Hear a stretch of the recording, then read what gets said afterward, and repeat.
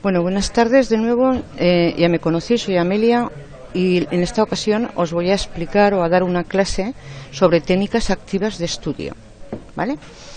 Iremos viendo una por una y luego cada uno podrá ir comprobando cuáles utiliza o cuál es aconsejable e imprescindible que se utilice. Los objetivos de la clase son valorar la importancia que tiene el que exista una armonía entre la velocidad y la comprensión lectora. Luego, cuando explique lo que es la parte de lectura, veremos a qué se refiere esto. Descubrir la necesidad de utilizar un método de estudio. No hay cosa más complicada y más difícil de que el estudio sea rentable si no seguimos ningún método. Y luego identificar qué técnicas se pueden utilizar en el estudio. Yo os diré cuáles son las imprescindibles y cuáles serían las que, en caso de que vayamos con prisa porque no tenemos mucho tiempo para lo que es la preparación de las pruebas o de la oposición, podríamos dejar de hacer. ¿De acuerdo? Bueno, como tenéis preparado el folio que os he dicho, yo os voy a hacer una serie de preguntas y vosotros simplemente tenéis que contestar no lo que se quiere oír, sino lo que es en realidad, porque esto no es ni para nota ni nada, simplemente es para que comprobéis si estáis utilizando unas buenas técnicas de estudio o es necesario mejorarlas, que para eso estamos. Contestéis con el sí, a veces o no, y luego os diré yo cuál sería la respuesta ideal, pero vosotros acordaos, tenéis que decir lo real, lo que es de verdad. ¿Leo siempre a la misma velocidad sin tener en cuenta la dificultad del texto? Lo vais contestando y luego os preguntaré el porcentaje de aciertos. La 2. ¿Normalmente utilizo el diccionario cuando desconozco el significado de una palabra?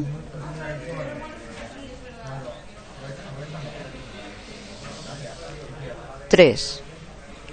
¿Tengo dificultades para encontrar las ideas más importantes de un texto?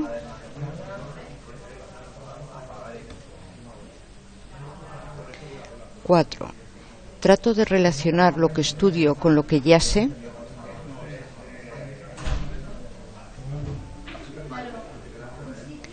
¿Subrayo las ideas más importantes de un texto?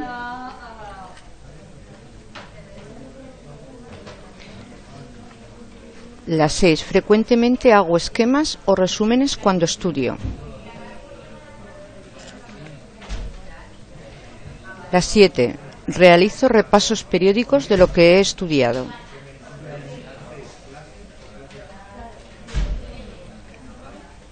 8. Antes de memorizar, intento comprender los contenidos. 9. Suelo preguntar cuando tengo alguna duda. Y 10. Participo activamente en las actividades de grupo. Ahora yo os voy a ir diciendo cuál sería lo ideal, lo que cuando uno tiene unas buenas técnicas de estudio es lo que realiza. ¿Leo siempre a la misma velocidad sin tener en cuenta la dificultad del texto? Es no. Luego veremos el motivo. ¿Normalmente utilizo el diccionario cuando desconozco el significado de una palabra? Sí. ¿Tengo dificultades para encontrar las ideas más importantes de un texto? No. ¿Trato de relacionar lo que estudio con lo que ya sé? Sí. ¿Subrayo las ideas más importantes de un texto? Sí. ¿Frecuentemente hago esquemas o resúmenes cuando estudio? Sí. ¿Realizo repasos periódicos de lo que he estudiado? Sí. Antes de memorizar, ¿intento comprender los contenidos? Sí. ¿Suelo preguntar cuando tengo dudas? Sí. ¿Participo activamente en las actividades de grupo? Sí. Ahora simplemente lo contáis cuántos aciertos habéis tenido y me decís simplemente el número. Porque será sobre 10. A ver cuántos los vais poniendo en el chat, por favor. 5, Inmaculada. Un 8, un 5, 7, 7, 7, Bueno, a partir de un 8 consideraría que se tienen unas buenas técnicas de estudio. El 5, por ejemplo, Germán, ¿cuáles has contestado que no has coincidido con la respuesta que yo he dado? Simplemente dime el número de la pregunta y lo miramos. ¿Cuál no has acertado? La 3. Tengo dificultad para encontrar. Tienes dificultad. Vale. Eso es una de las cosas que vamos a explicar hoy, que suele ser el motivo por el que luego estudiamos las cosas a veces sin entenderlas y luego eso se olvidan. Realizo repasos periódicos. Bueno, pues esto, Germán, esto es fundamental. Porque si tú estudias ahora, en marzo, un tema y hasta junio no lo repasas, ese tema se olvida. Pero a ti, a mí, a todo el mundo. Entonces, los repasos siempre hay que hacerlos en los momentos más cercanos del estudio. Y esto sí que, igual que te planificas el estudio, tienes que planificarte los repasos. Bueno, vamos a empezar. La 9 y la 10. Sueles preguntar, tienes que preguntar siempre las dudas. Porque los contenidos muchas veces van relacionados. Y si el principio del tema no lo entiendo, cuando llega al final ya me he perdido del todo. Entonces, desde el primer contenido que no entiendas, hay que preguntarlo. Y participar activamente en las actividades de grupo es aconsejable, porque es enriquecedor y es una manera pues de que nos vayamos quitando ese miedo que tenemos a hablar en público o delante de personas que no conocemos. Eso os vendrá bien pues para lo que es luego la presentación al examen, como también para lo que es la vida diaria. Eso es como una habilidad social. Vamos a ver cuáles son las técnicas de estudio. Mirad, cuando empezamos a estudiar, después de haber perdido el hábito de estudio, si hace mucho que no hemos estudiado, es difícil el estudio, pero no es imposible. Para conseguir lo que es una rutina, un hábito de estudio, es muy importante, sobre todo, que tengáis fuerza de voluntad. La motivación ya la tenéis, porque voluntariamente os habéis inscrito en la preparación en un centro. Por lo tanto, eso lo doy por supuesto que está. Entonces, lo que tenéis que hacer es convenceros de que es beneficioso el estudio para vosotros y nunca afrontar el estudio como una cosa pesada y aburrida. Entonces, el método que utilices es decisivo para optimizar, para mejorar el tiempo que se dedique al estudio. Muchos de vosotros trabajáis, entonces compaginar lo que es el estudio con lo que es el trabajo es complicado, pero se puede hacer. Es cuestión a lo mejor de organizarse lo que son las actividades diarias. El estudio siempre tiene que ser activo. El pasivo sería el ponerme delante del libro, cruzarme de brazos y ir leyendo. ¿Vale? Eso no es un buen método de estudio, porque nos vamos a aburrir enseguida. Los pasos que se deben seguir para poder asimilar bien los contenidos, los ideales son estos.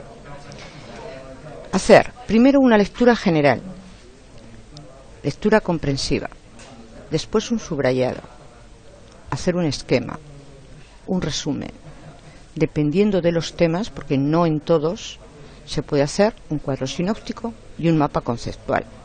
Ahora iremos viendo uno por uno cuáles son las características y las pautas de cómo se realiza cada una de esta técnica. ¿Vale? Mirad, de estas podríamos prescindir, en el caso de que vayamos muy mal de tiempo, de lo que es la lectura general. Pero de las que nunca podremos prescindir es de lectura comprensiva, porque aquí viene lo que os comentaba de que hay que entender bien todos los contenidos que yo estoy leyendo. El subrayado, porque me ayuda mucho a luego realizar el esquema y el resumen.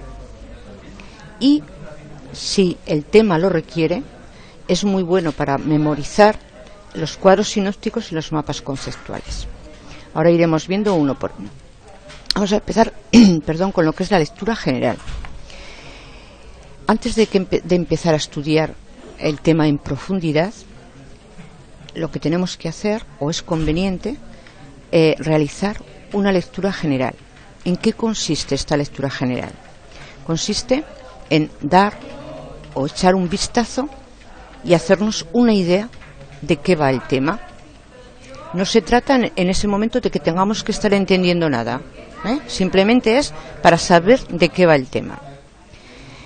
Veremos los apartados de ese tema o de esa unidad para hacernos una estructura de lo que vamos a estudiar. Entonces, se trata simplemente de que leamos los títulos, los epígrafes, si hay dibujos. Siempre, ya os digo, nos vamos a quedar con que nos haremos una idea de qué vamos a estudiar. Si ese tema tiene una introducción, es aconsejable leerlo, porque las introducciones, la finalidad es ponernos en antecedentes de qué vamos a estudiar. Si tiene gráficos, mapas, ilustraciones, algunas explicaciones, eso lo leeremos. Si tiene al final un resumen o una conclusión, también. Simplemente hemos hecho lo que es, fijaos si es general, es súper rápido. Es casi como ir pasando hojas y leyendo títulos y subtítulos y viendo pues, lo que os llame la atención. Con esto simplemente sabremos de qué va el tema. Pero ahora viene, esto es, os he puesto aquí unos ejemplos de si los que tenéis temario de Máster D para que veáis lo que se puede mirar en o revisar en una lectura general. El índice, las llamadas estas que tenéis de atención, los epígrafes, ¿vale? La motivación, que es lo mismo que la introducción, la recapitulación o el resumen. Simplemente eso, leerlo para saber de qué va. Pero aún no he estudiado nada, aún no he empezado a estudiar. Ahora, cuando ya hemos echado un ojo a todo lo que es el tema, una vez que hemos analizado esa idea general, vamos a pasar a leer detenidamente el tema. ¿Me estáis escuchando? Que me dice Pilar que no me oye. ¿Los demás me escucháis bien? Vale. Bueno, como decía, una vez que hemos analizado ya la idea general, pasaremos a leer detenidamente esa unidad didáctica o tema. Pero tan detenidamente que cuando no entendamos algo, lo que tendremos que hacer es o preguntar, buscar en el diccionario algo que nos resuelva esa duda. Entonces iremos analizando y comprendiendo los contenidos que se nos están transmitiendo ahí en ese tema. Nunca intentéis retener o aprender de memoria si no estáis entendiendo lo que estáis estudiando, porque se os olvidará. Evitad el acumular dudas. Os he comentado ya antes, si yo desde el principio ya no estoy entendiendo lo que estoy leyendo, llegará un momento en que te pierdes. Entonces, esto provocará, si voy acumulando dudas, que no entendamos los siguientes apartados y llegará un momento en que dejaré el tema porque no me estoy enterando de nada. Al principio, cuando os he comentado una de las preguntas que era si cambiéis de velocidad cuando estéis leyendo un texto, me gustaría que hicieseis luego en casa la prueba. Mirad, cuando estamos leyendo sin darnos cuenta un tema que nos es familiar o que conocemos bien, nuestra velocidad lectora es mayor. Vamos leyendo más rápido. Sin embargo, ante un tema que no lo conocemos mucho, que no es muy fácil para nosotros, vamos leyendo más despacio. ¿Por qué? Porque los contenidos que ya conocemos provocan que los leamos más rápido. Sin embargo, cuando veáis que vais leyendo despacio, eso quiere decir que lo que estáis leyendo no está quedando muy claro para vosotros. Por lo tanto, tenéis que volver a leer de nuevo y ver qué es lo que está de ese texto, qué es lo que no entendéis o lo que provoca pues dificultad. ¿Vale? Hacer la prueba, un tema que conozcáis mucho con uno que conozcáis menos. Ya veréis cómo vuestra velocidad lectora es más rápida. Aquí cuando estamos estudiando no es cuestión de leer a toda velocidad. No estamos midiendo la velocidad lectora. Es que el que leamos despacio nos da muestra de que lo que estamos estudiando no lo entendemos muy bien. Cuando ya estamos haciendo esta lectura comprensiva, es decir, que tenemos que estar entendiendo lo que leemos, ya podemos ir ayudándonos del subrayado, de hacer el esquema, o vamos anotando ya las palabras o haciéndonos marcas en los epígrafes, en las orillas de en los márgenes, perdón, alguna anotación de, pues si esta palabra es difícil, o una llamada de atención, todo lo que nos interese, para que luego cuando lo vayamos otra vez a estudiar de nuevo nos recuerde que haya habido alguna dificultad, o al revés, que eso está bien entendido.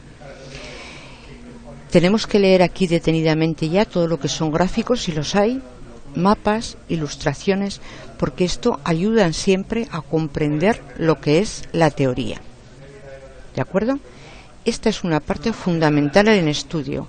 Todo lo que estamos estudiando lo tenemos que entender, porque si lo entendemos, cuando nos lo pregunten, ¿qué puede ocurrir?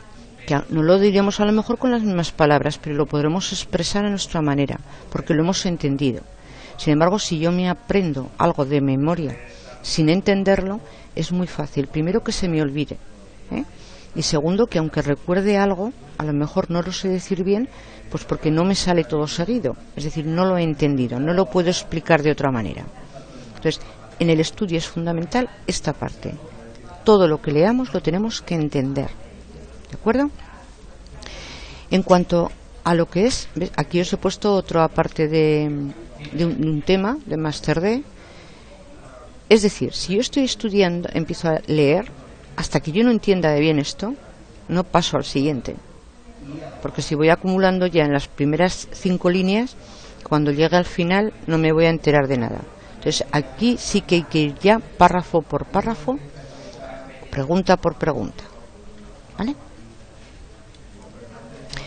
Vamos con el subrayado. Mirad, el subrayado ayuda mucho a lo que es la comprensión de la estructura y la organización del texto. Nos facilita mucho fijar la atención, y esto favorece lo que es el estudio activo y sobre todo aprovechar el tiempo. Uno de los errores que más frecuentemente se cometen es que si tú le das a un alumno un tema y le dices, venga, vamos a subrayar, empezar a subrayar en la primera lectura.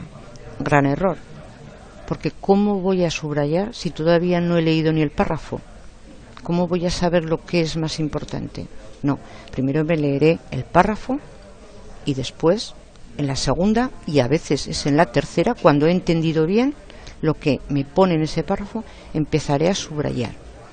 ¿De acuerdo? Porque el error es ese, empezar a subrayar ya desde el principio. El subrayado es una técnica muy personal. No sé si os habrá pasado a vosotros. ¿Vosotros podéis estudiar con apuntes de algún compañero que estén subrayados?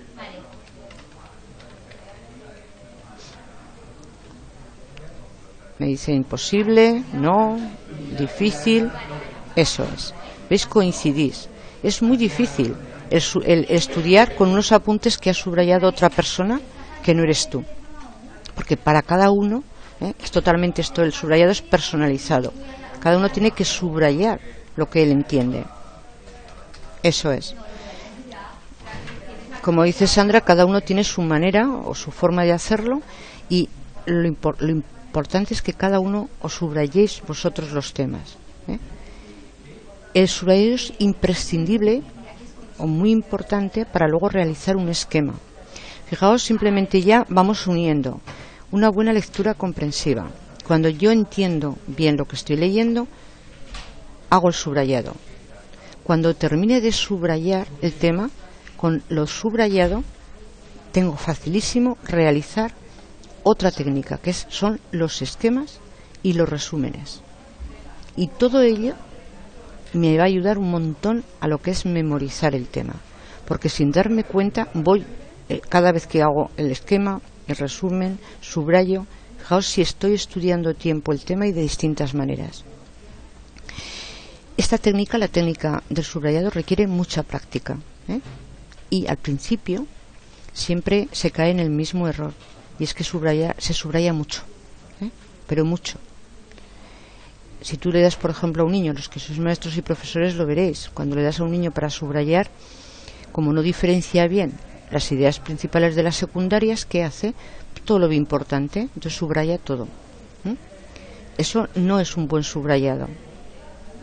El buen subrayado es subrayar poco, pero con esas palabras que tú subrayes sean la clave para que luego desarrollar ese párrafo o ese tema o esa pregunta. ¿vale? Entonces, todo esto lleva práctica, ¿eh? Cuanto más subrayemos, menos subrayado haremos. ¿Veis la diferencia? Nunca penséis que esto te ralentiza el trabajo, porque muchas veces se dice, pues que yo tengo que estudiar y no tengo tiempo para subrayar ni para hacer esquemas ni nada. Pues un error muy grande, porque mientras estás subrayando, haciendo esquemas y resúmenes, estás estudiando también. Y todo esto nos lleva a que a la larga memorizaremos el tema mucho mejor. Debéis de considerar que nunca se puede subrayar libremente. Entonces hay una serie de recomendaciones que es bueno que sigáis. Unas pautas que yo las he resumido en estas. Primero, realizar bien lo que es la lectura general y la lectura comprensiva. Si no tenéis tiempo, acordaos, la lectura comprensiva no se puede olvidar.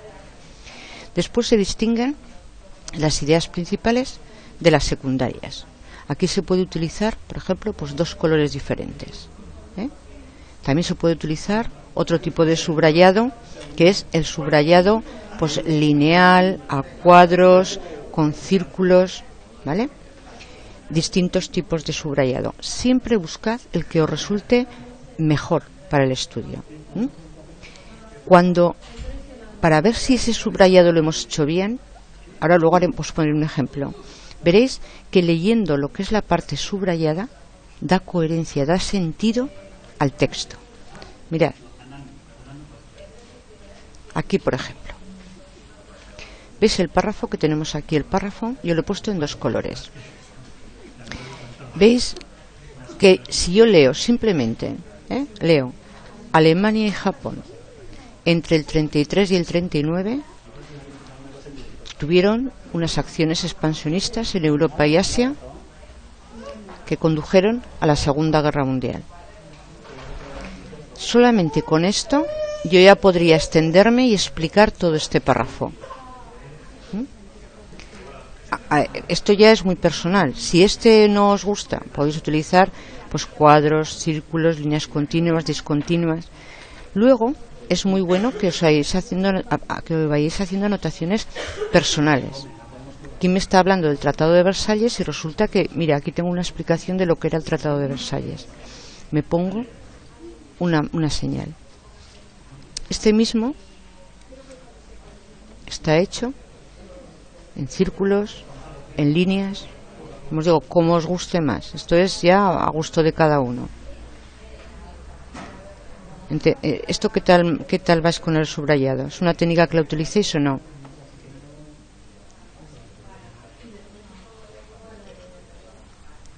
Perfecto, muy bien. Yo creo que ayuda muchísimo, muchísimo a lo que es el estudio. Hoy va.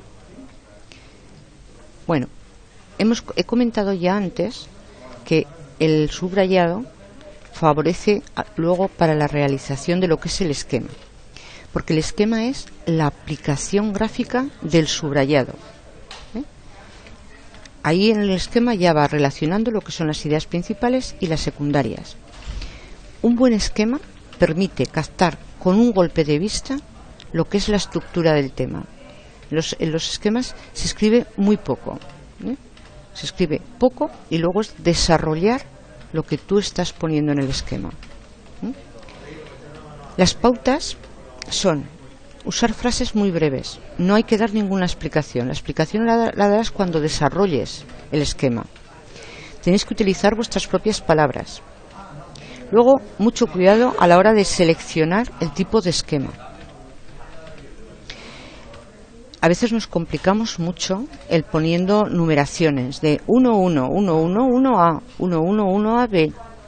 Claro, no lo estamos haciendo, nos podemos confundir y en lugar de poner 1, 1B, pongo 1B y ya puede cambiar todo el tema de la manera como está estructurado. El que lo corrige sí que va a ir comprobando a ver esa enumeración si corresponde.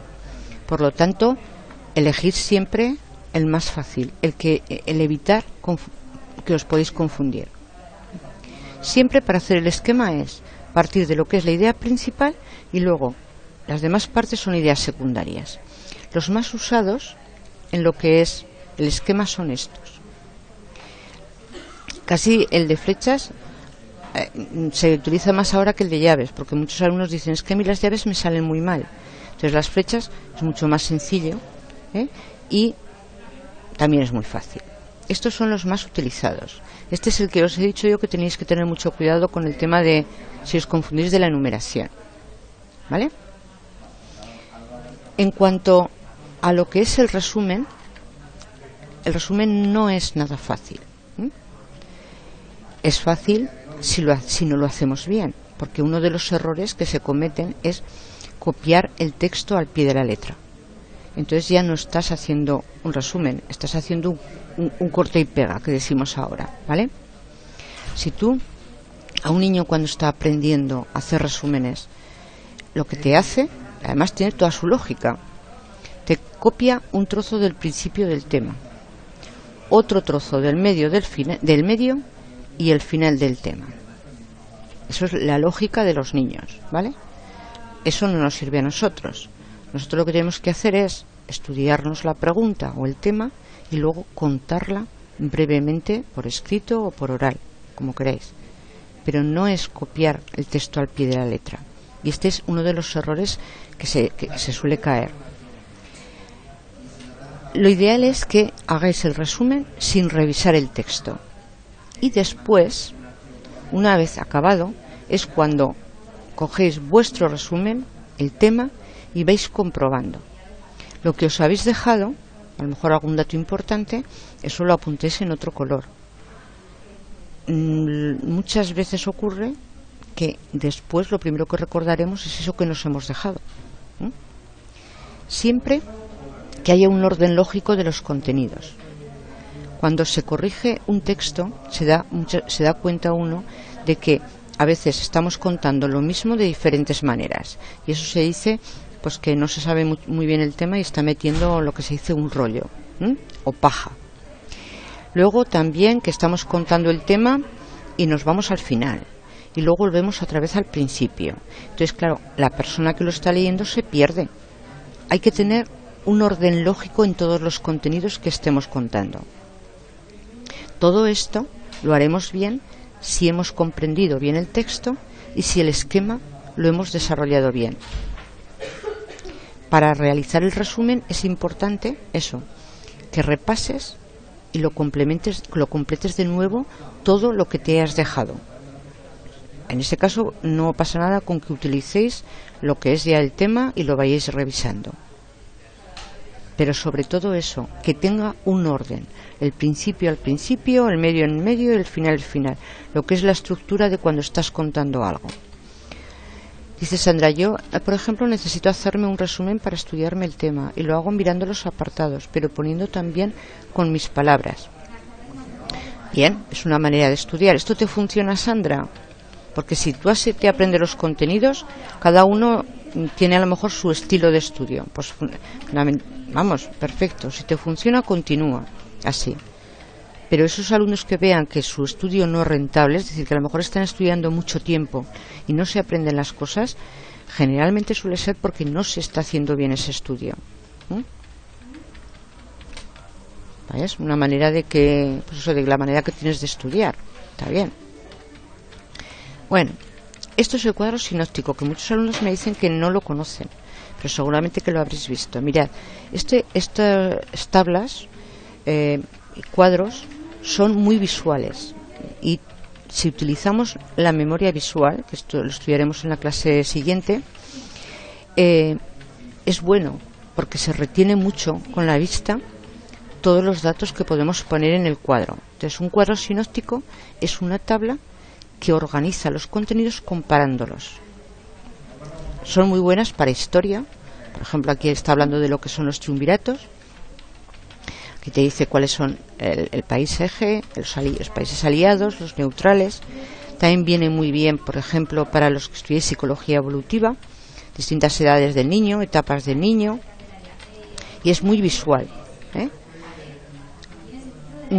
Si tenéis mucha memoria de este tipo, memoria visual, os recomiendo que cuando el tema lo requiera, porque no todos temas, a ver, no sé, un tema de historia puede ser, un tema de geografía también puede ser, tema de psicología evolutiva también, pero si estamos estudiando un tema de matemáticas, pues matemáticas normalmente es mejor hacer ejercicios que cuadros sinópticos, ¿eh? Y muy parecido al cuadro sinóptico es el mapa conceptual.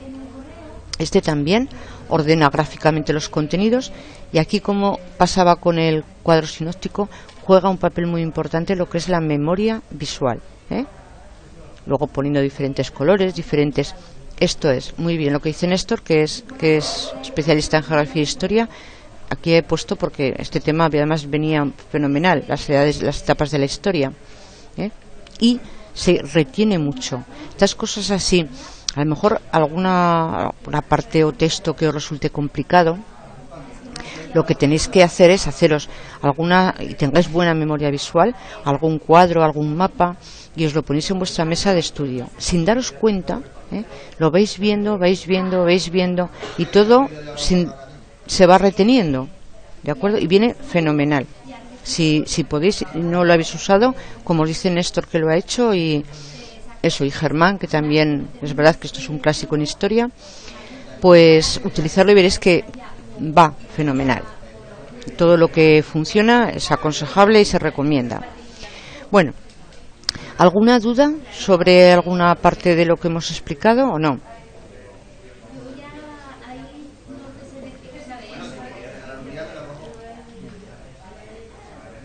Vale. Bueno, pues ahora sí que os voy a poner unas tareas, pero creo que es para reflexionar y que veáis y comprobéis cómo es vuestro método de estudio, que lo analicéis. Ahora, cuando os pongáis a estudiar, miréis a ver, sin pensar en nada, cómo hacéis habitualmente. Pasados 15 o 20 días vais practicando estas técnicas que hemos explicado, y luego os agradecería pues eso, que me mandéis un mensaje comentándome pues cómo os va, qué técnicas estáis utilizando, qué ventajas e inconvenientes.